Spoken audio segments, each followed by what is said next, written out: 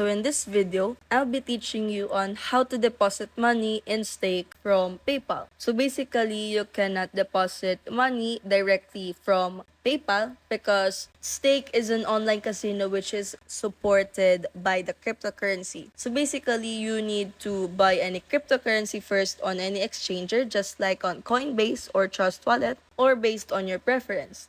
And after that, you will be going to pay via PayPal. So in that case, you are going to use the third-party application just like using the exchanger or the trading application. And after that, you will be going to go to the stake website right here and access your account for you to able to deposit money. And as you can see right there on the top, you will see the Ethereum logo.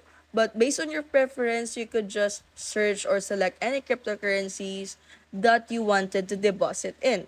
Like for example, in USDT, just select on the USDT, and as you can see the wallet icon beside, which is on the blue logo, you just have to click on that. And once you click on that, but you will see this page only if your wallet is not that verified or not yet set up.